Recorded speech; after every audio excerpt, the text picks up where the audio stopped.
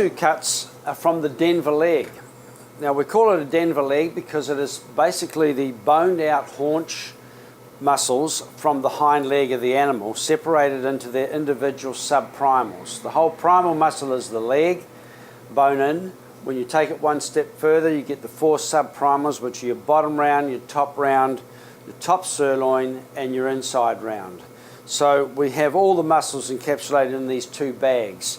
The average weight is around 10 pounds, and that's pretty much consistent with every Denver leg you get because we do weight range our animals. As I said, we select them when they reach the right weight for processing. It always comes in two bags just to make it easier to package, and also for the chef's convenience that you don't have to open a whole 10 pound at one time. You can just open 5 pound for preparation for the kitchen. So let's start, and we'll open these up and I'll identify the muscles for you, put them together, then we'll take those muscles and we'll break them down even further and make them into very useful restaurant cuts and show you what we can do with the trim, etc. Now the reason we can use the leg muscles as we do for first class cooking is that these animals are young. The main criteria with Cervena program out of farm raised New Zealand venison is that all the meat comes from animals which is under 3 years of age, and generally speaking they're between 12 and 24 months of age. And remember, our farm raised venison is not a seasonal meat. It is farmed all year round, and it is processed all year round, and it is available all year round, which makes it quite unique. It's fed on open, beautiful open green pasture. It's not feedlot. The animals don't respond well to that kind of an environment, and they also are a free browsing animal. They just like to travel around and pick and choose what suits them best from a mixed sward or a mixed lot of grasses and clovers and so on, and with a few natural herbs and stuff like that in it as well. A little bit of blood in the bag. That is absolutely normal. Don't be alarmed. It should be, however, be nice and red. So what we have here so far, so we don't get too confused, is we have the whole bottom round, which is the eye round, and the whole bottom cushion here. You can see that there. This piece here is what you would call in beef the tri-tip. It stays on with the bottom round in venison just the way it is processed off the leg in the processing plant. Then we have the top sirloin. Now that little muscle there, that tri-tip, would normally sit on top of that in the animal. So that's the top cap muscle of the top sirloin.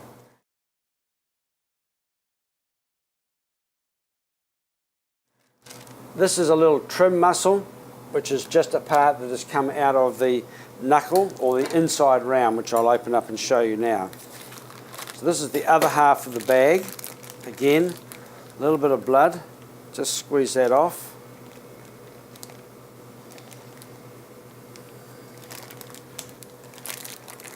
And then we'll go through and identify these cuts as well. These are the remaining 4 muscles from the other bag. So we have here the top muscle, or the cap muscle, out of the inside round. So this is the heart of the inside round. It's like a long trout-shaped fillet, and that sits like that in the animal with this little piece of adjoining muscle here that holds the whole thing together. So that is really the whole inside round. The last muscle is easily identified. It is the top round. You can see it's got this lovely big cushion, and the grain of the meat runs evenly all the way down through it, very easily identified. And this is the little faux filet, or the little side muscle that sits alongside it here, and that sits alongside there, but it's covered up with other cap muscles. They've all been removed, so you end up with 2 pieces that make up the top round. This little, beautiful little muscle, almost like a little chateaubriand of a filet, and that's why they call it the faux filet. And then you end up with this beautiful pieces there. So now we have our Denver leg broken down into all the individual muscles, 8 in total. We now have to work these muscles into something that the chef can utilise in the kitchen. And realising that most chefs are probably going to use venison or Cervena venison on the menu as one entree. Then he has to be able to use the trim and the other cuts from this in some other application in the restaurant, which is ideal for making starters, like appetizers. The smaller pieces, the trim, can be used for making tartare, it could be used for making stir fry, it could be making satay, yakitoris, used to make a filling for raviolis or a dumpling, or grinding and making it in for hamburgers, meatloaf and all those sorts of things. So there's many ways we can deal with the trim. But the other challenge is making sure that we can use the cuts for that one centre plate on a main course or an entree item. So what I want to do for you now is to go through these cuts individually and fabricate them into cuts which the chef can then use in the restaurant at his discretion. But the most important thing is to get some uniformity about the pieces so the application works for everything.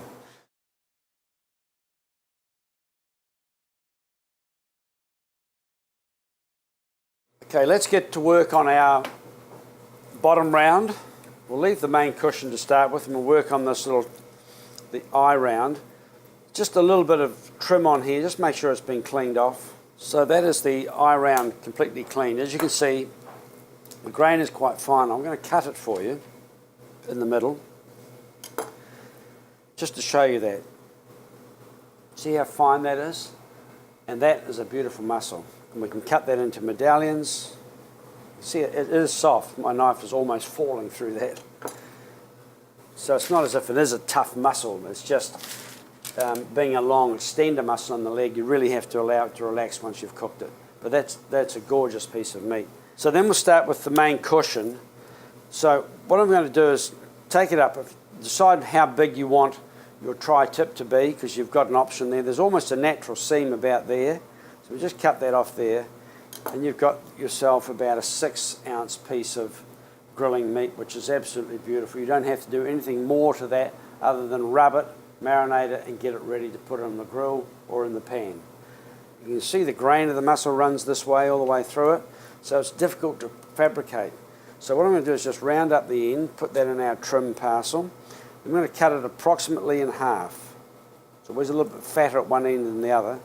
Then we're going to take those, and cutting down through the grain of the meat, we're going to cut those in half. Then we're going to make ourselves 4 lovely little chateaubriands or little leg fillets. So just take the knife and basically roll your wrist as you cut, so like that. So what we're doing is just chamfering off those hard edges that we created in that cutting or previous cutting of it. So now we've created a nice rounded look to it. And just, the muscle's quite flaccid, so just where it slopes off there, just push it over. We want to create a nice flat bottom on it. So just trim off the ends. So there we have a nice little fillet shape. We're going to do that with all these muscles. So you get quite quick.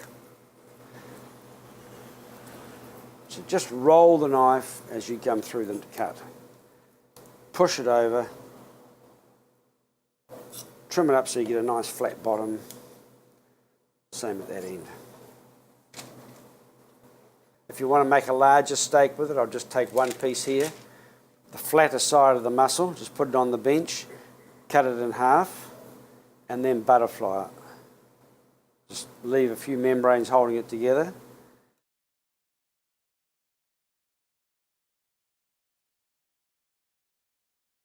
There's 3 muscles which make up the whole muscle. They've been separated out. Most of the heavy silver skin has been removed. We now have to take this and shape it or fabricate it into cuts that we can utilise in the restaurant. So let's start with a little bit of trim muscle first, because it is a very good piece of muscle and it's certainly not waste. Just make sure it's all nicely cleaned. See any little bits of silver skin removed. And then once we've done that, we can get onto the back side of it and separate that out. Get the knife underneath that silver skin.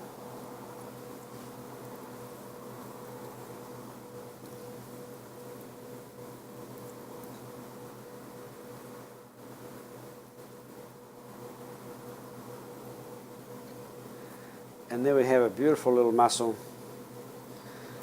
100% clean, no silver skin in it, beautiful for making into a nice chunky dice for making something like a massamum curry, or for cutting into strips for putting on a satay. You could sear it as a whole piece like a paillade and use it for a salad, for a Thai salad or something like that, because it's a lovely texture. It's very, very soft, and as you can see, it's beautiful, 100% usable meat. Let's go now to the cat mussel. A little bit of silver skin on the outside of this.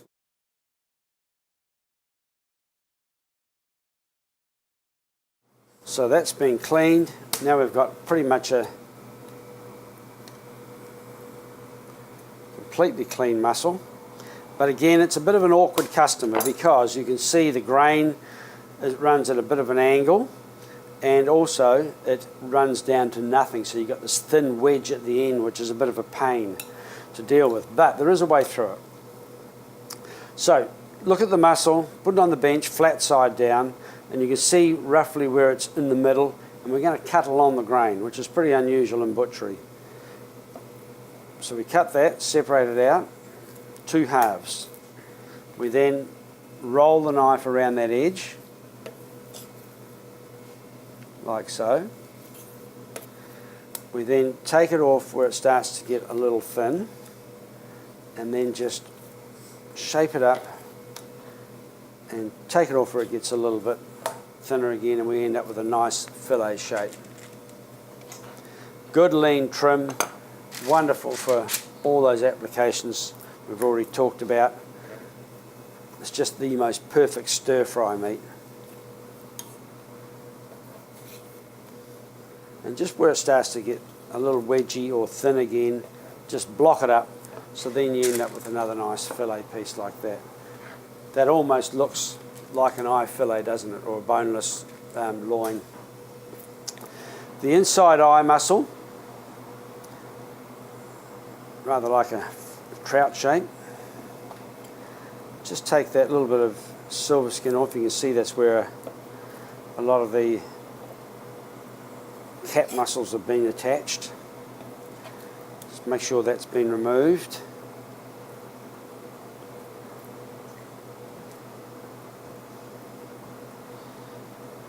And then we have this beautiful clean looking mussel. However, you can see at one end there's a little bit of heavy silver skin, and unfortunately that travels down into the eye of the mussel. So it would look like a perfect piece for cutting into medallions and steaks, but you're going to have this thick heavy silver skin in the middle. So my advice to you as a chef, and I always do it, is to just start where you expose that bit of silver skin, and using a scraping motion rather than trying to cut into the meat like that, just hold it and basically scrape and let that muscle fall off as you work your way around. So you're almost pushing that muscle off. And you'll see it starts to disappear almost at the end. Just there. Now we've exposed it, you can see just how thick that is. It actually attaches one of the largest tendons in the leg. Then we can get underneath that, and we can take that rather heavy, inedible silver skin off.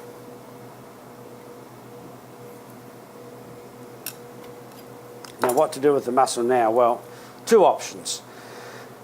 This meat is very high in a natural enzyme called myosin, which is a natural meat binder. My hands are sticky from handling it, and if we put a little bit of natural sea salt on there, just a little, and then put that on there, the salt acts as a catalyst for the enzyme, myosin, and that will form its own glue. You could wrap that in cling film or tie it with string, and the next day that'll be stuck together. So then you can roast it as a whole piece and slice it, or you can cut it into steaks in between the string and pan fry it or saute or grill it, whatever you fancy. So that's a good option for it. However, there is another. You can just continue to take that muscle right off there. Then you end up with this beautiful looking piece here, which needs no further attention than that. And look at that. It's a gorgeous piece of meat.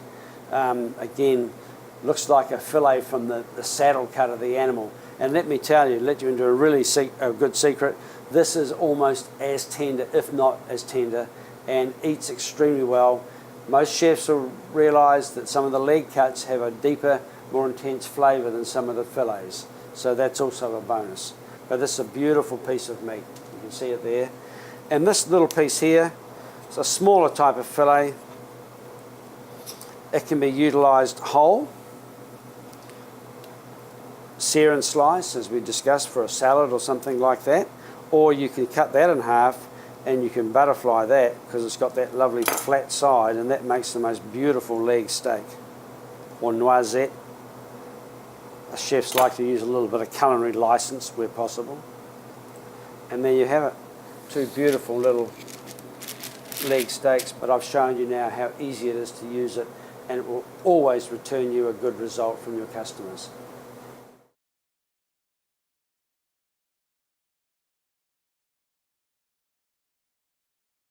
So this is our Silver Ferns top sirloin, a beautiful muscle, but again it needs a little bit of work to fabricate it into something that we can utilise in the kitchen. As you can see, it's been completely cleaned on the back side. There's a little bit of tissue underneath where the tri-tip would normally sit, so we've just got to get under those little bits of tissue there, just connective tissue, and take that off carefully.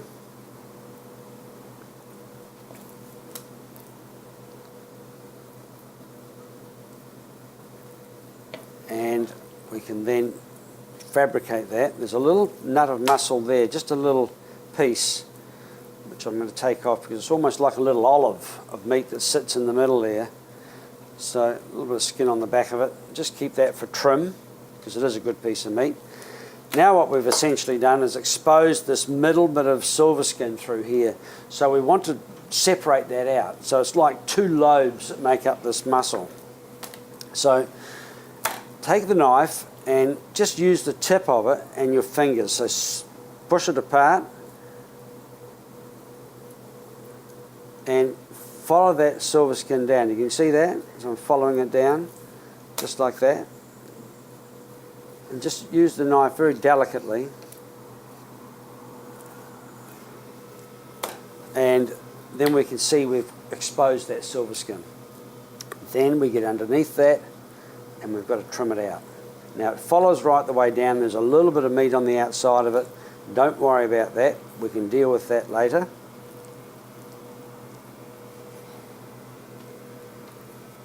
So once we've taken that off, the easiest way of doing this is just to scrape it. Just get the piece on the board and scrape all that good meat off, and that goes into our trim parcel to use for other things. So now we have two little sort of leg fillet shapes, roughly. So to make them look as good as we have made the other leg muscles, we're going to trim these to make them nice and round. It's always one side of the lobe is bigger than the other. It's just the physiology of the animal. We can't change that. A little bit of clean trim.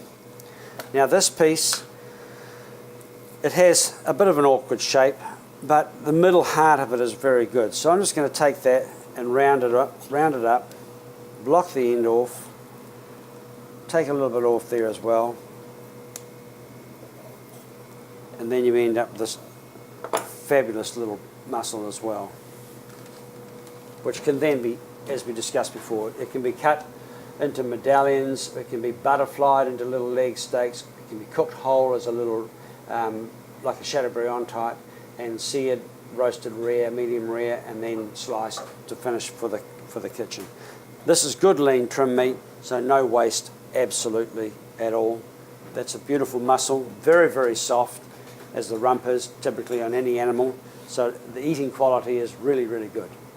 And of course its little side muscle, the little faux filet, is not called that for no reason, because it is a beautiful muscle. It's like eating a fillet. It's very, very soft. There's just a little bit of silver skin left underneath here where it's been taken off the leg. Just have to make sure we get rid of that. I know I'm fussy about the silver skin, but it does really detract from the eating quality if you leave it on,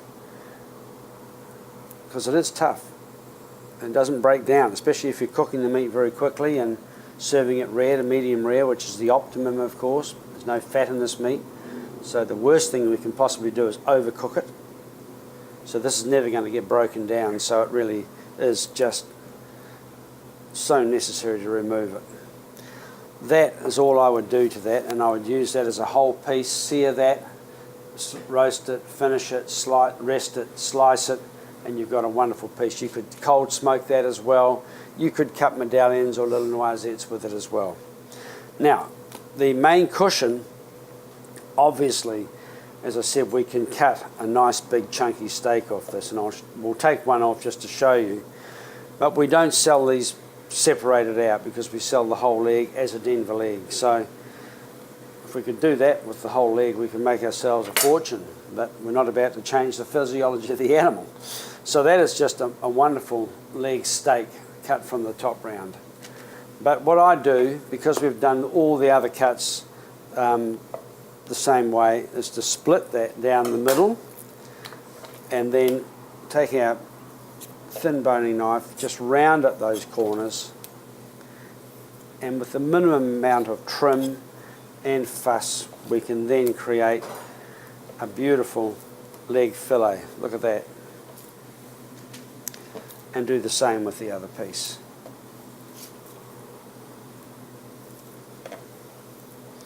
You can see I'm rolling my wrist as I cut. Just blunting it off, and there we have it. Two beautiful leg fillets ready to cut into medallion steaks or into two separate pieces to make as a little Chateaubriand.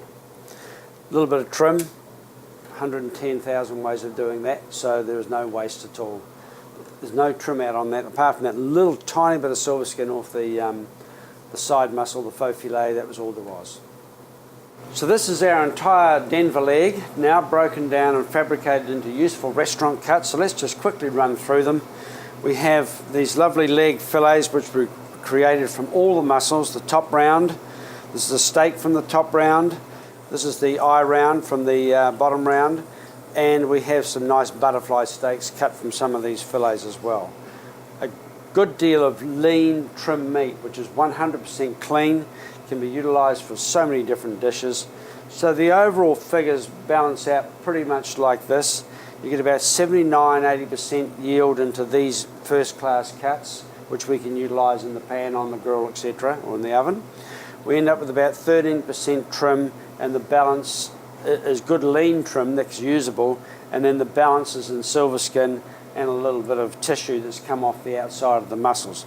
We could, however, go through that and scrape that meat off and get a little more to make, if we're going to grind it or make it into a mince meat, as we call it, or something like that, or for a farce.